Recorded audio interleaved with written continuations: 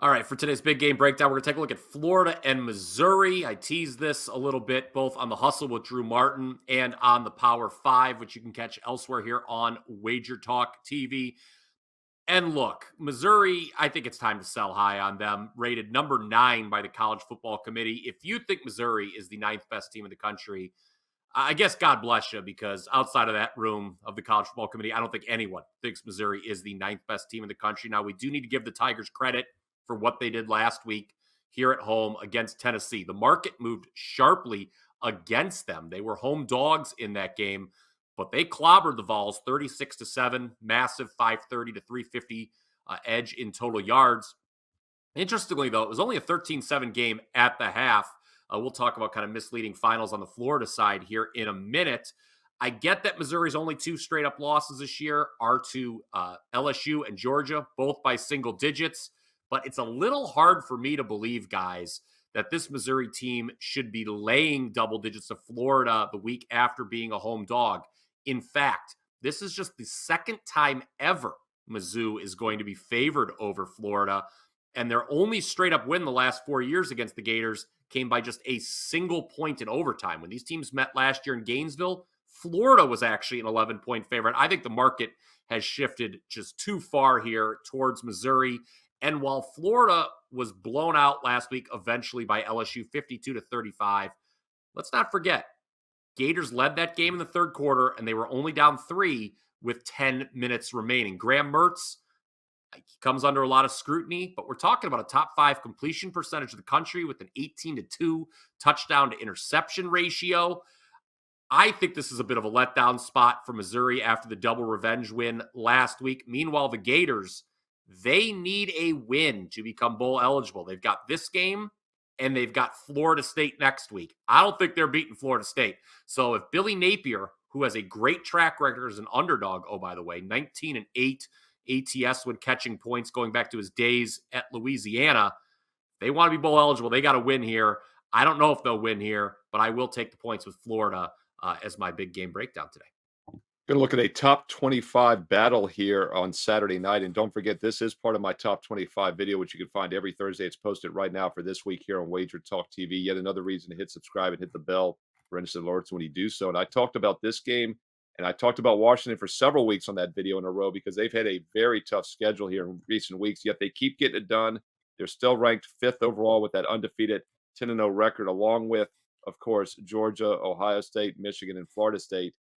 Either Michigan or Ohio State next week will have a loss. That's a certainty. And that means Washington does probably somewhat control their own destiny if they keep to winning out. But I don't think they will continue to win out. In fact, I thought a couple of weeks ago they're going to maybe get that loss against USC. They held on to win by 10, 52-42. Got by a good defensive dog last week as well. Utah covered those, a 9-point dog, only lost by 7. Washington now has a good Oregon State team. They have Washington State rival game next week. And then, of course, the Pac-12 championship. So I do think they're going to pick up a loss at some point over the next 3 games. And I actually think it's going to happen this week. In fact, we've seen a nice line move on this game from earlier in the week. The initial look-ahead line had Washington as about a 1-point favorite in this one. And then it flip-flopped this week. And now we've got Oregon State as the 1-point favorite. But I actually don't think this line is high enough. My database simulation, 10,000 games simulated in the database, on average, has Oregon State winning by over 3 points on average. So I do think they win this game, and I do think Washington gets their first loss. So let's look at the matchup. Let's go a little bit deeper here and think we have an edge there as well, and I think we do. Yes, Washington's played a tougher schedule, but Oregon State's played a pretty tough schedule as well, and they've been good on both sides of the ball, rushing for 5.5 yards per carry, 9 yards per pass. Washington Huskies an explosive offense, but they're actually averaging less than 5 yards per carry, about 10 yards per pass. But the big difference here is on defense. Oregon State is about 3 points better on average and almost a half a yard per play better on average this season defensively, at home as well. Final home game of the season. I think this is a good spot for Oregon State, and it's a dangerous spot for Washington. I look for the Huskies to pick up their first loss of the season. This game kicks off on Saturday night at 7:30 p.m. Eastern. For today's big game breakdown, let's look at a game that goes off this evening. South Florida at Texas San Antonio, American Athletic Conference. Obviously, UTSA a prohibitive favorite. However, South Florida at 5-5 playing for bowl eligibility in this game. It's a slight factor, probably not an enormous one when you look at the cushion that they have next week, which is a home game versus Charlotte. So if they don't get this one here, they could get the easier team next week on their home field. However, I expect them to come out fired up here. They do every single week under first-year head coach Alex Golish, who obviously has turned this team into a high-octane squad. Offensively, they rank number 2 in the nation in plays per second fastest tempo across the country. So you're going to get plenty of opportunity in any South Florida game. Let's look at UTSA, though, real quick here.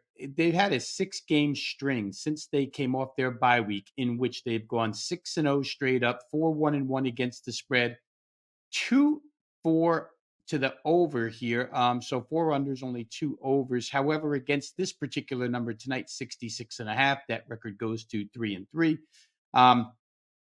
UTSA over the course of those 6 games, averaging 39.7 points per game, almost 40 per game. Every game they've played, they've scored between 34 and 49. It all correlates to the health of quarterback Frank Harris, who was injured during the non-conference season. You could see the difference in their offense. Got the bye week, got healthy, and they've come out in conference play like a freight train ever since, especially on the offensive side. Last week, they went under against Rice. I think you could justify that very quickly by saying that Rice did not have JT Daniels, their starting quarterback. They did go with a redshirt freshman, AJ Padgett. He was still able to go 17 of 28 for a $182, 2 touchdowns, no interceptions by him in that game. And also in that game, Texas San Antonio only gained 381 total yards. It's their second lowest number during this 6-game span. And yet they were still able to get to 34. Couple of reasons why here. And real quick, before I go to the reasons why, they only had 350 against UAB, and they got to 41 points. So this is a team that can score a lot of points, sometimes on limited yardage. Those are the 2 examples over the 6-game stretch that they've been winning in. But generally, they're a high-flying offense. One of the reasons why is in the last 6 games they played, there have been 13 touchdowns in these games that have either come from outside the red zone, defense and special teams, and in fact, there's been a safety added in there. So you're getting quick strike scores in these San Antonio games, whether it be from the offenses, from the defenses. Like I say, a safety was thrown in there. When you can get points like that, you can get up and over a total like what we're seeing tonight. If I look at the South Florida offense real quick here, again, they're the second fastest in the nation. They throw the ball a lot. Their passing game could give them an edge tonight, as UTSA ranks 87th in the country in pass defense. They've developed a really good pass rush. And again, I don't want to get carried away with the 6 sacks that they had last week, because Rice had a redshirt freshman in his first start at quarterback. JT Daniels, of course, with a concussion. So we'll take that with a little grain of salt here against a USF team that's played with the same offensive line and quarterback all season long. Maybe it's a little bit different. I think USF can exploit the pass defense, but the same can be said on the other side. And USF comes in, there's 133 FBS college football teams. They're the 132nd ranked pass defense. I'd expect Frank Harris and company to get it in chunks here tonight. They prefer to run to set up the pass. They'll probably be able to do just that. They'll probably be able to throw on first down and get big gains as well. Perfect conditions, obviously, in the Alamo Dome here. I think all the indicators, and real quick, when you look at USF, 5 of the last 7 games they played have totaled 70 or more. I think you're headed for another one of those here tonight. UTSA at home, like I say, been on a real hot string offensively. South Florida breeds offense in their games because of either quick scores or quick 3 and outs. Going to try this one up and over 66.5 in the Friday night contest between South Florida and Texas San Antonio. Guys, if there's a more pleasant surprise in all of college football this year than what's been going down in Tucson, I don't know it. Jed Fish's 3rd year at Arizona, it's gone really well. 7-3 straight up. 2 of those losses coming in overtime. The other one, the only time Arizona's lost in regulation this year was against unbeaten Washington, who Steve talked about earlier. And I've backed this Wildcats team regularly throughout this campaign, starting with when they were a dog in that first OT loss at Mississippi State. Now, losing to a team like Mississippi State may not sound that impressive or whatever. Mississippi State is obviously having a down year. They fired their coach. But keep in mind that was with Jaden DeLora at quarterback, and Arizona should have won that game. No doubt about it. They were the better team that day. I also had Arizona outright when they beat Oregon State, the team who will play Washington, obviously, Saturday night.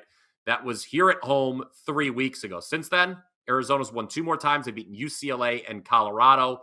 Next order of business is a Utah team that has had their number in the past. But again, those were much worse Arizona teams that the Utes have beaten 6 straight times. And just to illustrate how much respect Arizona is now garnering in the market, they are now a slight favorite, which is really key here because this is a trend I've been following and tracking all year on the Power 5.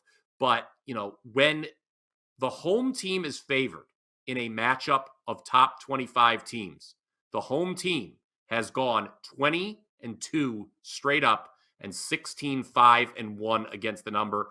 Arizona falls under those parameters this week. And I think it's a bit of a tough spot emotionally for Utah coming off that 35-28 loss at Washington last week. We're honestly maybe a little fortunate to cover where the Utes. Washington dropped what looked to be a defensive touchdown. There was a field goal blocked late. It's been a really interesting season with the Utes. Obviously, Cam Rising has not played at all. Every time it looks like you want to write them off, they show up. They won at the Coliseum a few weeks ago, 34-32 outright over USC as a 7-point dog. But Kyle Whittingham's team is 0-3 against what I would call the Pac-12's top 3 teams, Washington, Oregon, and Oregon State. They've lost those 3 games by a combined 50 points. And Arizona at home, we talk about how well home favorites have done in top 25 matchups this season. Arizona's just done well at home, period. Perfect 5-0 against the spread. Overall, they're 8-2 against the spread. That's tied for the second best mark in the country.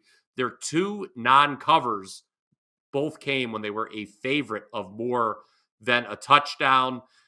Arizona, since the quarterback change, 34.6 points per game on offense. I'm going to back the home team, guys, in a key revenge spot to keep it rolling. Play them on the money line. Right now, I'm seeing some 1s, 1.5s at the wagertalk.com odds screen. But feel free to play it on the money line unless if it gets a little higher. But Arizona is today's best bet. And don't miss my 5% play for this Saturday in college football. WT.buzz/BP is the place to go.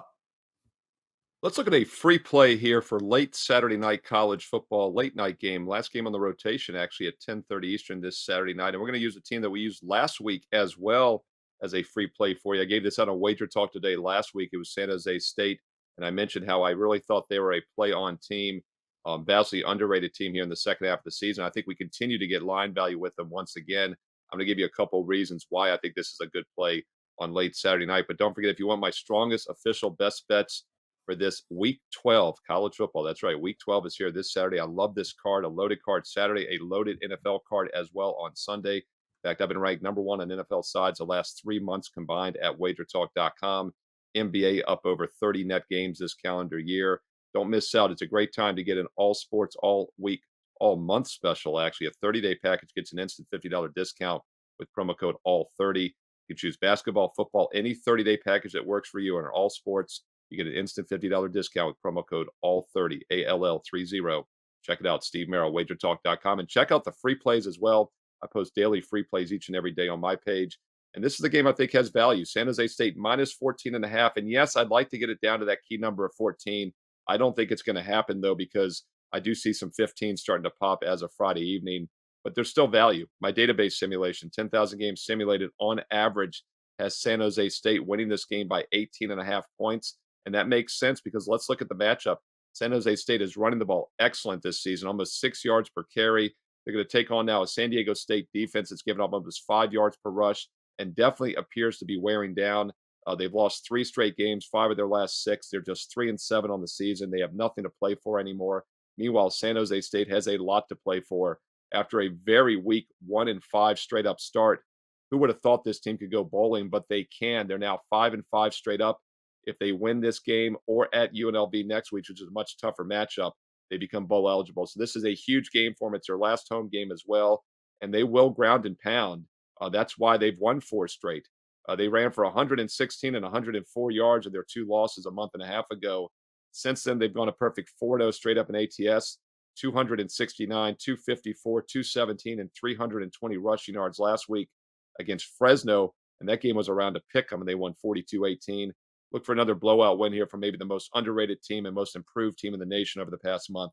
That's San Jose State Spartans minus the 14.5. Kicks off late on Saturday night at 10:30 Eastern. Don't forget my official best bets for this week, and along with daily free plays on my page, Steve Merrill, wagertalk.com. Yeah, for today's best bet on the show, we're going to look to an in-state contest here, non-conference, Southern Miss at Mississippi State. Of course, a few things going on down in Starkville. Head coach Zach Arnett fired. Replacing him as interim head coach here is going to be senior offensive analyst Greg Knox, who's been with the program before. It's his second time taking over as interim head coach. I think one of the keys here is that he's the offensive analyst, and the outgoing head coach, Zach Arnett, was more of a defensive minded guy who at times tried to turn Mississippi State into a running team, which they weren't really recruited to be by Mike Leach. And things didn't work out offensively. In a situation like this, couple weeks left in the season, offensive analyst steps in to be the head coach. There's been instances, plenty of them, where teams throw caution to the wind offensively, and I kind of expect that for Mississippi State, a team that's 4-6 and looking to get bowl eligible. They'll have this, and then they'll have the Egg Bowl versus Ole Miss. If they can win that, they'll go to 6-6 and at least put up, excuse me, a bowl eligible type season, which I think would be big for this program. So again, maybe look toward a little bit of an offensive philosophy switch here with the play calling at Mississippi State. Maybe they lean a little bit more on different plays than would have been called so far this season. Now, quarterback Will Rogers, the starter, won't be involved here once again.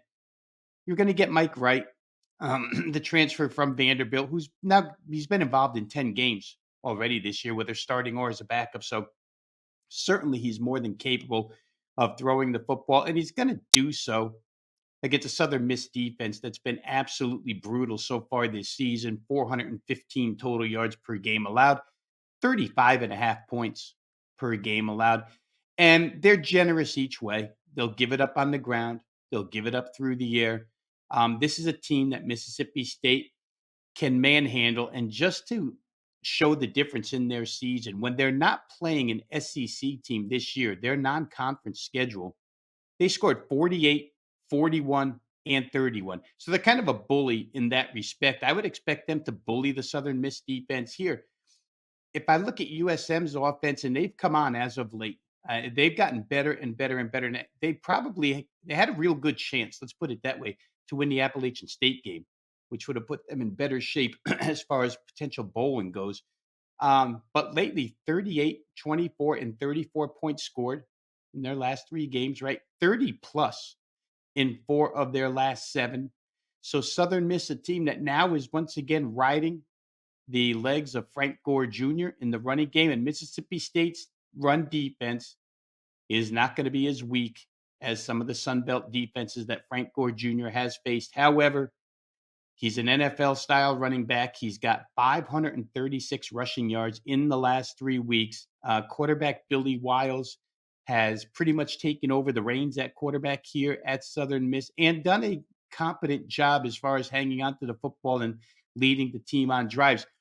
The total here in this game is 46.5, which really seems so low to me. 46.5, and I mentioned earlier that Mississippi State, when playing non-SEC foes, has gotten 48, 41, and 31 by themselves. And Southern Miss, on the offensive role that they're on and with the lack of defense that they play, it just seems to me that something in the 38-17 vicinity seems rather easy in this one. And that's almost 10 points over the posted total. So going to go ahead and take this one as the best bet for the show. Southern Miss at Mississippi State over 46.5.